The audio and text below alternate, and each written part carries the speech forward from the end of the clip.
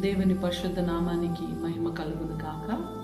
ఈ ఏప్రిల్ నెలలో మిమ్మల్ని చూడడానికి దేవుడిచ్చిన ఈ అవకాశాన్ని బట్టి దేవాది దేవునికి వందనాలు చెల్లిస్తూ, నేడు ఏకరీతిగా ఉన్న దేవుడు మారని దేవుని యేసు ప్రభు నామంలో మీకు అందరికీ శుభములని తెలియపరుస్తూ, ఈ ఏప్రిల్ నెలలో దేవుని ఒక వాగ్దానం కొరకు ఎదురు చూపుతూ మీరందరూ వేచుంటారని మేము విశ్వసిస్తున్నాము. ఎందుకంటే దేవుని వాక్యము వినుట వలన మనకు విశ్వాసం కలుగును.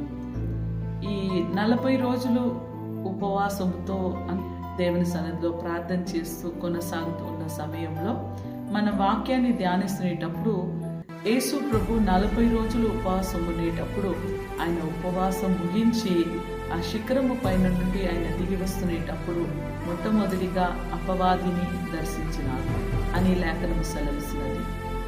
అపవాది చెప్పిన మాట, నువ్వు దేవుని కుమారుడు అయితే ఈ రాయిని రొట్టెగా మార్చమని చెప్పగా యేసు ప్రభు చెప్పిన మాట అది మత్తయి 4వ అధ్యాయము 4వ వాక్యాన్ని మనము ధ్యానిస్తునేటప్పుడు, అందుకైనా మనుషులు రొట్టె వలన మాత్రము కాదు కానీ దేవుని నోటి నుండి వచ్చే ప్రతి మాట వల్లనే జీవిస్తాడు అని లేఖనం సెలవిస్తున్నది. అందుకు ఈ వాక్యాన్ని మనం ధ్యానిస్తునేటప్పుడు మనుషుడు రొట్టె వలన మాత్రము కాదు కానీ దేవుని నోటి నుంచి వచ్చే ప్రతి మాట వలనే జీవిస్తారని లేఖనము సెలవిస్తుంది. ఈ లోకంలో ఉన్న మనుషులు లోకరీతిగా జీవించడం, లోకం ఎలా నడుస్తుందో లోకం వైపు మనం చూస్తాం. లోకంలో ఉన్న మనుషులు ఉపవాసం పెడితే మనం ఉపవాసం పెడతాము, వాళ్ళు మంచి తిండి తింటే మనం తింటాము. లోకాన్ని చూసుకొని లోక ప్రకారమైన జీవితము మనం జీవిస్తుంటాము. అందుకే నా ప్రియ సంగమా, వాక్యాన్ని మనం ధ్యానించి చూస్తునేటప్పుడు ఆదిలో ఆదాము గురించి మనము ధ్యానిస్తునేటప్పుడు ఆదాముని అపవాది ఎలా శోధించినాడు అని వాక్యాన్ని ధ్యానించి చూసినప్పుడు Satan showed the fruit to the Adam and he was tempted. Today Lord is telling each and every mankind. ఈరోజు ప్రభు అయిన దేవుడు ప్రతి ఒక్క నరుడితో ఆయన మాట్లాడుతున్నారు. ఎందుకంటే అపవాది ఎలా ఆదాముని శోధించినాడో ఈరోజు ప్రతి నరులని శోధించడానికి మనకు ఈ లోక ప్రకారమైన అందమైన కార్యాలని, అన్నాన్ని, మన భుజించే ఆహారాన్ని చూపించి లోక ప్రకారమైన అందగతులను చూపించి మనల్ని శోధనలో తీసుకెళ్తున్నాడని లేఖనము సెలవిస్తుంది.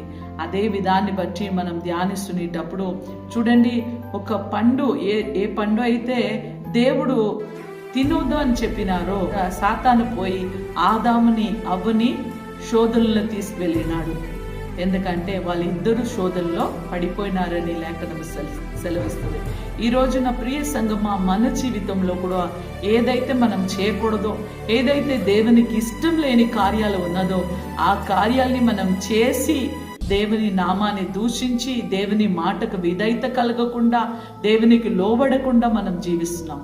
అందుకే దేవుని లేఖనము సెలవిస్తే మనుషుడు రొట్టె వలన మాత్రము కాదు కానీ దేవుని నోటి నుంచి వచ్చే ప్రతి మాట వలనే జీవించును అని రాయబడి ఉన్నది. అందుకే నా ప్రియ సంగమా, దేవుని సన్నిధిలో మనము సమయాన్ని గడపాలా. దివారాత్రులు దేవుని వాక్యాన్ని ధ్యానించే వాళ్ళు ధన్యులు అని రాయబడి ఉన్నది. దేవుని వాక్యంని ధ్యానిస్తునేటప్పుడు వాక్యము ద్వారా దేవుడు మనతో మాట్లాడే దేవుడై ఉన్నారు. We should have the faith upon the God and meditate the word of God and receive the victory from the God. దేవుని వాక్యాన్ని మనం ధ్యానిస్తాము, ఆ వాక్యం మీద మనం ఆధారపడి జీవిస్తునేటప్పుడు తప్పకుండా దేవుడు మనకు జయాన్ని దయచేసే దేవుడై ఉన్నారు. మనం జీవిస్తున్న అనుదినమైన జీవితంలో మనకు ఆత్మీయ జీవితంలో ఎదుగుదల కావాలండి. మనం దేవునికి లోబడి నడుచుకోవాలా. దేవుని వాక్య అనుసారంగా మనం నడుచుకున్న ఎడల మనం దేవునికి లోబడి నడుచుకోవచ్చు. ఎందుకంటే వాక్యమే మన పాదానికి దీపమై ఉన్నది కనుక ఆ వాక్య అనుసారంగా నడుచుకున్న ఎడల దేవుడు తప్పకుండా మనల్ని ప్రతి ఒక్కరిని దీవించే దేవుడై ఉన్నారు. మన జీవిత చరిత్రని తలక్రందులుగా మార్చే దేవుడై ఉన్నారు. ఎందుకంటే ఈరోజు చాలా మందికి జ్ఞానము లేకుండా, because of the lack of the wisdom many souls are perished. ఈ లోకంలో అనేక ఆత్మలు నశించిపోతున్నారు. కారణం ఏందండి? వాక్యము తెలియకుండా, వాక్యానుసారంగా నడుచుకోకుండా, లోకరీతి అయిన పాపానికి, శరీర ఆశ, నేత్రాశ, జీవపు డంబం వలన మన తిండిపోతుగా మనం మారి లోకరీతి అయిన కార్యాల కొరకు మనల్ని మనము అమ్ముకుంటున్నాం. ఈ రోజుల్లో మనం అమ్ముడుపోతున్నాం. లోకము మాయకరమైనది. దేవుడు మనల్ని మాదిరికరంగా జీవించమని మనకు నేర్పిస్తున్నారు. ఎందుకంటే మాదిరికరమైన జీవితం అంటే దేవునికి ప్రీతికరమైన జీవితం, దేవునికి ఇష్టలుగా మనం జీవించాలా, వాక్యానుసారంగా నాటబడాలా, వాక్యానుసారంగా నడుచుకునే ఎడలా తప్పకుండా దేవుని రాజ్యంలో మనం చేర్చబడతాం. ఎందుకంటే ఆదిలో మనం చదువుతునేటప్పుడు ఆదిలో ఉన్న ఆదాము వలన పాపము జన్మించింది, కడపటి ఆదాము వలన మనకు నిత్య జీవం దొరికింది, రక్షణ దొరికింది అని లేఖనము సెలవిస్తున్నది. ప్రభువైన యేసుక్రీస్తు ఆయన దేవుని కుమారుడై ఉండి కూడా ఆయన శోధించబడినారు కనుక మనం ఏమాత్రం అని ఒక్కసారి మనము ఆలోచించి చూస్తాము. నా ప్రియ సంగమా, నా ప్రియ సహోదరి సహోదరుడా, మన జీవితంలో అనేక శోధనలకు మనము బానిసత్వంగా జీవిస్తున్నాము. జీవితంలో మనం తెలుసుకోవాల్సింది రెండే. దేవుడు మనకు ఎలా పాపం నుంచి మనల్ని విడిపించి మనకు నిత్య జీవం ఇవ్వాలని ఆశిస్తున్నారో, ఈరోజు నా ప్రియ సంగమా, మీరు దేవునికి మీ జీవితాన్ని ఇవ్వడానికి మీరు సిద్ధంగా ఉన్నారా? ఎంతమంది మీ జీవితాన్ని దేవునికి అప్పగించుకుంటున్నారు?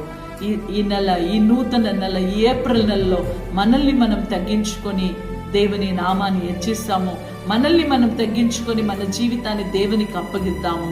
దేవుడు తప్పకుండా మీ కుటుంబాన్ని, మీ పిల్లల్ని, మీ కుటుంబాన్ని దేవుడు తలక్రిందులుగా మార్చే దేవుడు అయినా, మీ కుటుంబంలో గొప్ప మార్పుని తీసుకొచ్చే దేవుడు ఆయన సజీవమైన దేవుడు. ఈ రోజే ఇప్పుడే ఒక తీర్మానాన్ని తీసుకొని మీ జీవితాన్ని దేవునికి అప్పగించండి. ఒక్క క్షణం మీ కొరకు మేము ప్రార్థించబోతున్నాం. పరిశుద్ధాత్మ తండ్రి వందనాలు ప్రభా. ప్రతి కుటుంబం కొరకు మేము ప్రార్థిస్తున్నాము తండ్రి. మీరు ఇచ్చిన అధికారాన్ని బట్టి ప్రభా తండ్రి, కుమార, పరిశుద్ధాత్మ నామంలో ప్రతి కుటుంబాన్ని ఆశీర్వదించి దీవించమని ప్రార్థిస్తున్నాం తండ్రి. ఎవరైతే పాపంలో, లోక ప్రకారమైన కార్యాల్లో ప్రభా ఆహారం కొరకు, అన్నం కొరకు, లోకరీతి అయిన పాపము కొరకు అమ్ముడు పోతున్నారో తండ్రి, అటువంటి బిడ్డల్ని మీరు దర్శించమని ప్రార్థిస్తున్నారు. ప్రతి అపవాది బాణములని విర్రగొట్టి ప్రభా ప్రతి కుటుంబంలో ప్రభా మీ రక్షణ వస్త్రాన్ని ప్రభా, మీ వాక్యం అనే ప్రభా, వెలుగుని ప్రభా మీరు అవును రాజా కటాక్షించమని ప్రభా ప్రార్థిస్తున్నాము తండ్రి. ప్రతి అడ్డు ఆటంగాల్ని కొట్టివేసి రాజా మీరు ఇచ్చిన అధికారాన్ని బట్టి తండ్రి, కుమార, పరిశుద్ధాత్మ నామంలో ప్రతి కుటుంబాన్ని మీరు ఆశీర్వదించి బలపరచమని యేసు నామంలో ప్రార్థిస్తున్నాం తండ్రి. ఆమేన్. God bless you. God be with you.